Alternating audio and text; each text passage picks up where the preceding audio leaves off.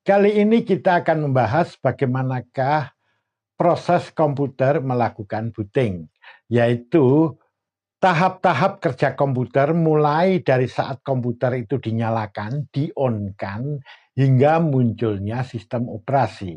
Untuk bisa memahami ini lebih jauh, mari kita kenali dulu beberapa istilah dan perangkat-perangkat yang terlibat di dalamnya. Nah, kita kenali dulu apa itu BIOS. BIOS ini salah satu perangkat lunak nanti yang terlibat dalam proses booting itu sendiri. BIOS merupakan kependekan dari Basic Input Output System. Ini merupakan perangkat lunak yang berfungsi nanti untuk memeriksa, mengatur, dan mengendalikan perangkat keras komputer yang ada di dalam komputer itu sendiri agar berfungsi sebagaimana mestinya. Perangkat lunak yang berfungsi semacam ini dan dia tersimpan permanen dalam satu perangkat keras itu dikenal dengan namanya firmware.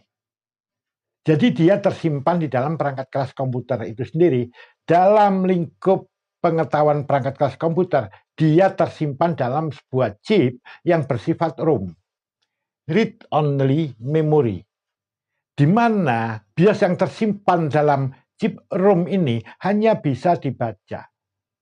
Dia tidak bisa diubah atau dihapus. Nah, maksudnya tidak bisa diubah atau dihapus, program ROM tadi bisa dihapus tapi harus dengan cara atau metode tertentu. Jadi tidak semudah seperti Anda misalnya mengetik menggunakan Windows ya, Office ya, MS Word misalnya. Di situ Anda bisa mengedit data yang ada di situ dengan sesukanya. Di sini tidak bisa. Program BIOS-nya sendiri programnya tidak bisa diubah-ubah semacam itu atau dihapus semacam itu. Dia hanya bisa diubah atau dihapus atau diupdate, biasanya diganti BIOS yang baru hanya dengan cara-cara atau metode-metode tertentu. Nah, BIOS ini tersimpan dalam chip ROM. Tadi saya sebutkan seperti itu. Ini contohnya. Kita mulai dulu dari komputer-komputer tipe lama. Jadi program BIOS itu tersimpan dalam chip ini, chip yang bersifat ROM. Chip ini yang nanti dikenal dengan nama ROM BIOS. Jadi kalau ROM BIOS itu kependekan dari Read Only Memory Basic Input Output System. Artinya BIOS yang tersimpan dalam chip yang bersifat ROM, chip memori tentu di sini. Saya dekatkan supaya tampak lebih jelas. Seperti ini. Nah, yang saya tunjuk, inilah yang namanya chip ROM BIOS. Ini yang saya tunjuk ini. Yang ada tulisan Awad. Awad itu adalah merek BIOS-nya. Jadi perusahaan yang membuat BIOS-nya.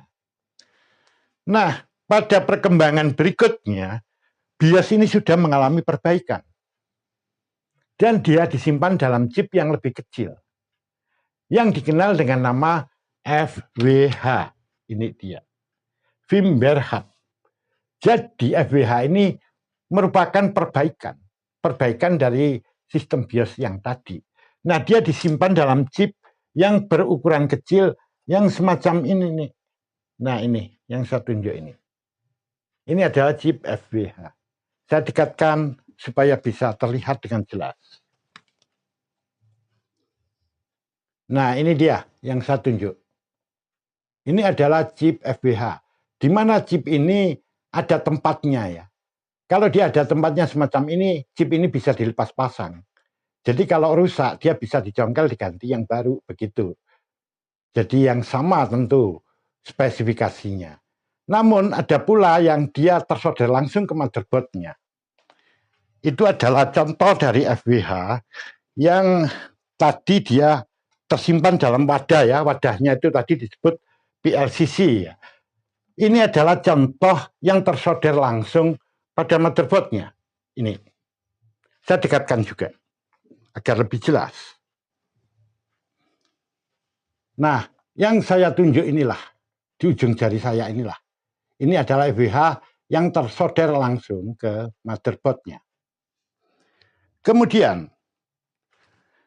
BIOS ini mengalami perkembangan, jadi perbaikan. Di mana BIOS ini dikembangkan dan diberi nama lebih baru yaitu EFI, singkatan dari Extensible Firmware Interface. Kemudian dia diperbaiki lagi akhirnya menjadi UEFI yang merupakan kependekan dari Unified Extensible Firmware Interface. Jadi ini adalah versi baru daripada BIOS, perbaikan daripada BIOS. Dia memiliki fitur-fitur yang lebih bagus, ada tambahan-tambahan fungsi atau tambahan fitur di dalamnya. Nah, ini hanya ada pada komputer-komputer tipe baru, komputer masa kini. Pada versi yang lama tentu nggak ada, dia hanya digunakan untuk komputer-komputer masa kini. Nah, dia tersimpan di dalam sebuah IC atau chip ya, IC yang kecil semacam ini di sini, EFI UEFI itu. Saya dekatkan pula supaya nanti bisa tampak lebih jelas. Nah, yang saya tunjuk ini di ujung jari saya, itulah chipnya atau IC-nya. Dia lebih kecil. Ini IC yang digunakan untuk menyimpan program EFI UEFI tadi. Nah, itu adalah contoh perangkatnya. Jadi, BIOS ini adalah firmware yang dia tersimpan dalam perangkat keras komputer. Dalam kaitan ini tersimpan dalam IC atau sebuah chip ya, chip memori, IC memori. Nah, sekarang kita bahas bagaimanakah tahap-tahap kerjanya. Nah, patut diketahui di sini bahwa BIOS itu, komponen BIOS atau BIOS itu terdiri dari beberapa hal. Di dalamnya itu mengandung apa saja. Ini, dia mengandung program BIOS setup. Biasanya ada yang menuliskan CMOS setup. Jadi di situ program BIOS-nya sendiri nanti yang berfungsi untuk mengatur perangkat keras yang ada di situ.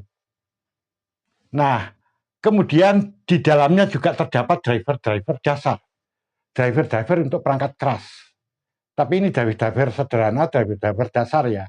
Misalnya untuk mengaktifkan termasuk dalamnya keyboard, mouse, monitor, dan lain-lainnya. Untuk mengaktifkan itu driver-drivernya. Nah, selain itu juga ada program bootstrapper.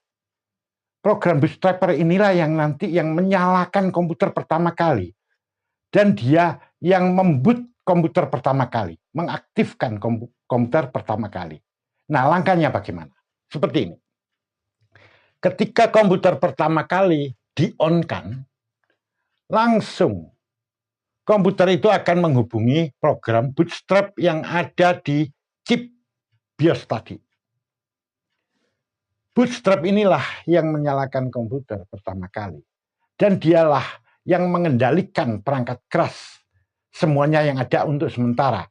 Jadi bisa dikatakan semacam sistem operasinya. Dia yang mengendalikan perangkat keras itu.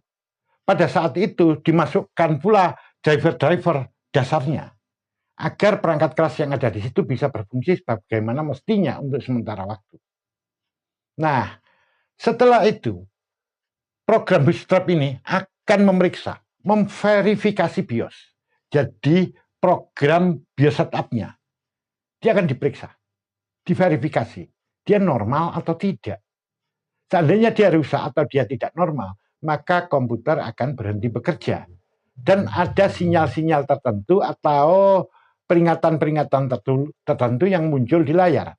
Yang dia akan mengatakan bahwa BIOS tidak normal dan harap diganti. Saat itu komputer tidak akan melanjutkan kerjanya. Dia berhenti di situ. Seandainya itu ternyata BIOS-nya normal, program BIOS setup-nya ini normal, maka langsung program BIOS tadi dieksekusi, dijalankan. Saat itulah program BIOS itu akan bekerja. Jadi saat itu dia bekerja, yaitu memeriksa hardware yang ada pada komputer itu sendiri. Jadi dia akan memeriksa ada memorinya atau tidak, kalau ada besarnya berapa, kemudian ada kartu grafisnya atau enggak, kalau ada spesifikasinya bagaimana, ada keyboardnya enggak, ada mouse-nya enggak, ada harddisknya enggak, dan lain sebagainya.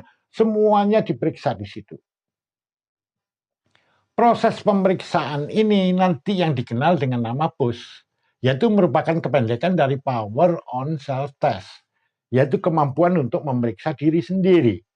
Dalam kaitan ini adalah memeriksa perangkat keras komputer itu sendiri. Kalau di situ perangkat keras yang diperiksa itu ada masalah, maka nanti BIOS itu akan memberikan sinyal berupa bip. Misalnya memorinya nggak ada atau memorinya bermasalah. Memori ini RAM itu ya bermasalah. Maka akan timbul bip. Tit, tit, tit gitu. Atau mungkin titnya panjang. Tit, tit, tit begitu. Atau mungkin hanya 2 bip, 3 bip, atau 4 bip, atau gabungan. Itu berbeda-beda ya untuk komputer tergantung dari jenis BIOS-nya. Jadi produksi perusahaan mana BIOS-nya. Soalnya nanti BIOS itu tadi ada awat BIOS. Tadi yang Anda lihat itu adalah awat BIOS ya. Kemudian ada AMI BIOS, ada PONIC BIOS. Jadi tergantung dari jenis BIOS itu sendiri. Setiap jenis BIOS ini akan memberikan kode bip yang berbeda. Atau tulisan peringatan yang kalimatnya berbeda juga. Tapi maknanya pasti akan sama. Nah, kalau pemeriksaan ini sudah selesai dan ternyata semuanya normal, maka Bootstrap ini akan mengcopy atau membaca sistem operasi yang ada pada media penyimpanan, pada storage, misalnya pada hard disk atau pada SSD. Misalnya itu sistem operasinya adalah Windows, maka Windows itu nanti akan dibaca dan di-copy maksudnya di sini ya, kemudian akan dikirim ke memori utama, yaitu ke RAM.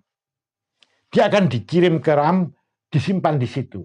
Tidak hanya sistem operasi saja yang disimpan di situ, termasuk data-data hasil pemeriksaan terhadap perangkat keras yang dilakukan oleh BIOS setup tadi juga disimpan di memori utama. Nah, setelah itu Bootstrap, program Bootstrap, di sini Bootstrap saya singkat BS ya. Nah, program Bootstrap akan mengeksekusi, menjalankan sistem operasinya tadi. Misalnya itu Windows-nya dijalankan. Pada saat itulah kendali dari komputer, seluruh kerja komputer itu dikendalikan oleh sistem operasi.